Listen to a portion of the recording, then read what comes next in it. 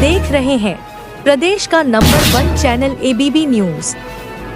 SBN का प्रयास, कोई भी बेटी ना रहे शिक्षा से खाली हाथ। पढ़ेगी बेटी तो शिक्षित होंगे 3 परिवार।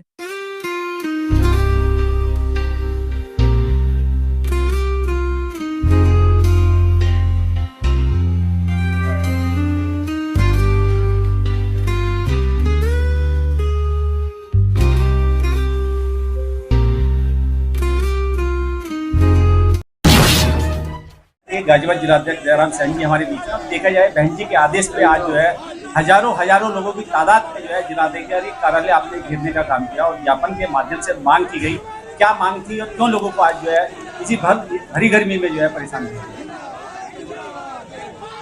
आज जो ज्ञापन हमने दिया है, भारतीय जनता पार्टी की सरकार जो केंद्र सरकार है वो बीच बीच में ऐसे मौके ढूंढती रही है जो बाबा साहब द्वारा बनाए हुए संविधान के साथ साथ छेड़छाड़ करने का, नए नए कानून बनाने का कार्य करती रही है। जब ऐसा मौका आज हमारे बीच में आया कि माननीय बहन कुमारी मायावती जी ने हमें आंदोलन में विश्वास नहीं रखती, धरना प्रदर्शन में बहन जी और बहुजन समाज पार्टी विश्वास नहीं रखती, उसके बावजूद भी माननीय बहन कुमारी मायावती जी ने इस देशव्यापी आंदोलन में अपनी सहमति दी है। तो कार्यकर्ताओं को आज मौका मिला खुलकर रोड पर आने का, प्रदर्शन करने का। ऐसा जो मौका माननीय बहन जी ने दिया है, तो ये बाबा साहब के अनुयायी संविधान के साथ छेड़छाड़ नहीं चाहते और भारतीय जनता पार्टी की सरकार बहुत लंबे अरसे से बाबा साहब के द्वारा बनाए हुए संविधान को छेड़छाड़ करती रही है। केवल बहुजन समाज पार्टी ये चाहती है कि संविधान इतना अच्छा है कि विदेशों में भी बाबा साहब के इस बनाए हुए संविधान की नकल होती है, यहाँ से ले जा कर के इस संविधान को लागू किया जाता है। तो ऐसा अच्छा संविधान जब हमारा है तो संविधान में कोई कमी नहीं है, कमी इनकी मानसिकता में है, कमी इनकी सोच में है। अगर ये अपनी सोच को सुधार लें और ईमानदारी से बाबा साहब के द्वारा बनाया हुआ संविधान लागू हो जाए तो मैं समझता हूँ इसे आंदोलन की ज़रूरत नहीं पड़ती।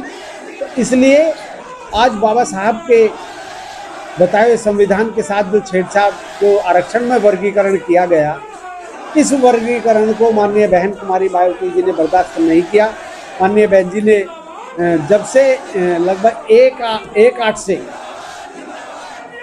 जब 1 अगस्त से माननीय बहन कुमारी मायावती जी ने अपना प्रेस कॉन्फ्रेंस करके अपने तमाम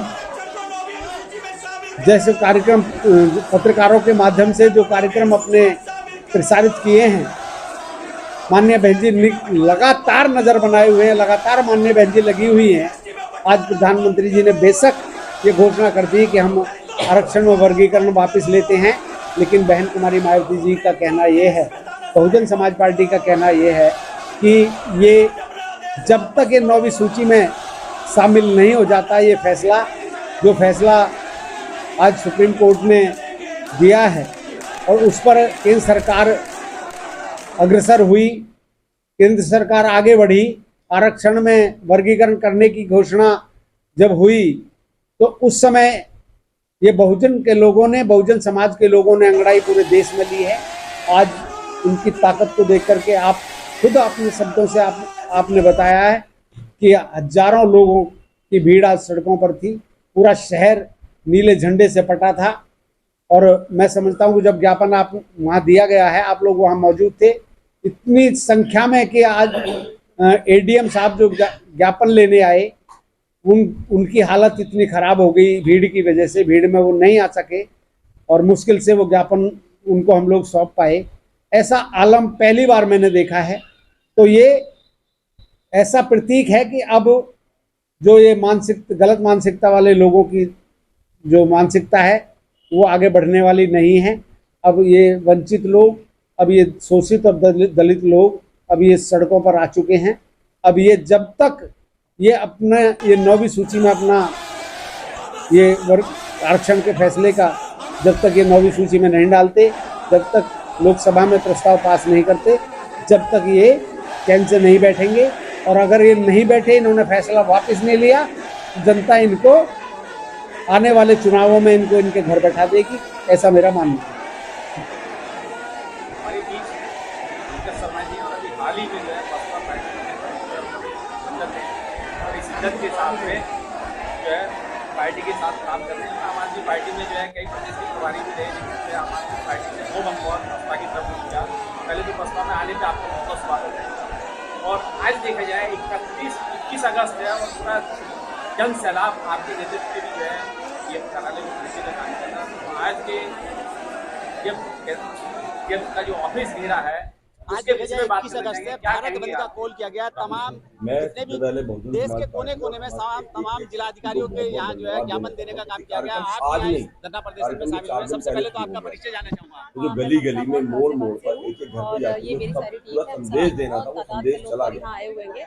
तो जो दूसरी सरकारें हमें बांटने का काम कर रही थी, वो उनका जो प्लान था, जो उनका एजेंडा था, वो हमारे जितने भी हमारे बहुजन समाज पार्टी कार्यकर्ता हैं वो फेल कर दिए।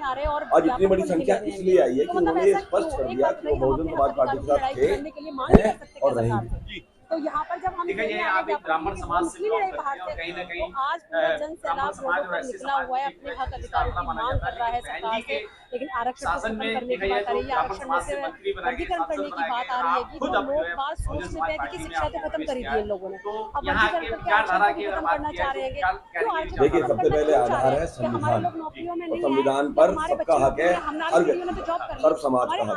बात समझने की है, सरकारें बनी है, बहुजन समाज पार्टी की पहले सरकारें रही है, आपको सब कुछ मालूम है। तो सर्व समाज के लोग हमेशा शामिल रहते हैं। ठीक है, कभी कभी समय आता है जब सरकार संघर्ष कर रही होती है, कोई पार्टी संघर्ष कर रही होती है, लोग इधर उधर हो जाते हैं। लेकिन अब आप देखेंगे पिछले 15 दिनों से या 1 महीने से जब पूरी ड्राइव चल रही है, 10-12 हज़ार हर समाज के लोग शामिल थे। तो मेरा कहना खाली इतना है कि ऐसा नहीं है, संदेश जा है, सब लोग सर्व समाज के लोग हैं, साथ में हैं, सामने नहीं आ रहे थे, अब उन्होंने सामने आना चालू कर दिया और इसके परिणाम स्वरूप आज अब संख्या ने साबित किया। कर रहे हैं। अगर इस तरीके से मानते हैं तो ठीक है सरकार, वरना 2 अप्रैल को जो प्रोग्राम हुआ था उसी तरीके से फिर से लोगों को रोडों पर आना पड़ेगा और पूरी तरीके से पूरे भारत बंद करने का जो ऐलान किया है। वर्गीकरण को पहले समझना पड़ेगा। तो वर्गीकरण आप आर्थिक स्तर पर अगर आप वर्गीकरण को समझना चाहते हैं तो फिर कभी इसमें कोई फायदा होगा नहीं। वर्गीकरण जब किया गया तो वो किया गया था आपको समानता देना। अगर आप समानता अब उसको अगर आप समझेंगे ही नहीं तो ये जो पूरा एजेंडा चलाया गया वो केवल वो अपने साथियों को बांटने का काम किया गया। तो आज जो हुआ अब उन्होंने वापस लिया, दबाव भी तो है। सरकार एक दिन कोई चीज नहीं लाती है, 4 दिन बाद उसको वापस लेती है। तो आज की डेट में जो बहुजन समाज और सारा समाज है वो संविधान की परिभाषाओं को समझते हुए वो चीजों को समझ रहा है और इसी कारण सरकारों को दबाव पड़ता है। वो दबाव के कारण क्या होता है, आज एक निर्णय लेते हैं 4 दिन, लेकिन बात क्या है, आप बात पर रोजाना कोई भी अध्यादेश आप ले आते हैं तो आपको अध्यादेश लाने में इतना समय क्यों लग रहा है, दबाव बनाने की आवश्यकता क्यों महसूस हो रही है। तो आपको अध्यादेश लाना चाहिए, जैसे बहरी मायावती ने बताया कि आप अध्यादेश लाइए, लोगों को शामिल कीजिए, तब मानेंगे कि आप करना चाहते हैं नहीं करना चाहते, वरना यही माना जाएगा कि आप खाली समाज को बरगलाना चाहते हैं।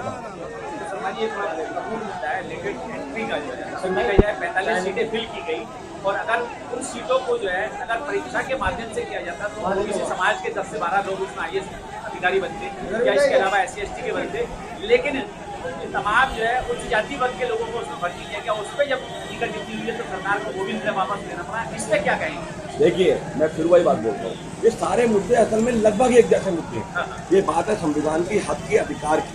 तो जब हक अधिकार की बात आएगी तो ये मुद्दे उठेंगे और उस मुद्दों पर सरकार को अब सोचना पड़ेगा और निर्णय वापस लेने पड़ेंगे। ये उदाहरण है आपने जो वर्गीकरण का था आपने आश्वासन दिया, मतलब आप वापस गए। जो ये लेटरल एंट्री वाली थी आपने वापस लेना पड़ा, मजबूर हुए वापस गए। और यही क्यों, 69,000 शिक्षकों की भर्ती थी, उसमें आरक्षण घोटाला नहीं है क्या। तो बात संविधान की बात अधिकार की बात तो समझना पड़ेगा।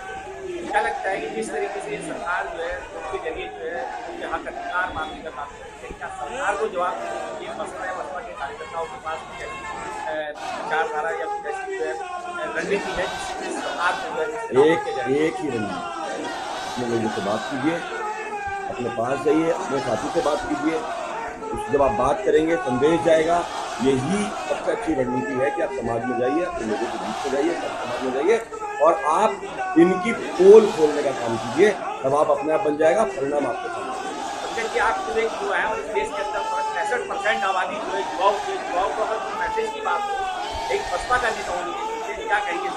मैं पहले दिन से मेरा जो मैं राजनीति या मैं सामाजिक सेवा में हूँ, मेरा सबसे ज़्यादा जो मेरा पक्ष रहता है वो संवाद का रहता है। मैं हमेशा अपने से छोटे या मेरे बराबर के लोग जितने भी भाई हैं, एक मशवरा दूंगा, संवाद अभी भी बहुत है। हर व्यक्ति से, अपने अड़ोसी से, पड़ोसी से, अपने कार्यकर्ताओं से, चाहे वो छोटा है चाहे बड़ा है, संवाद की निरंतरता हमेशा बना है।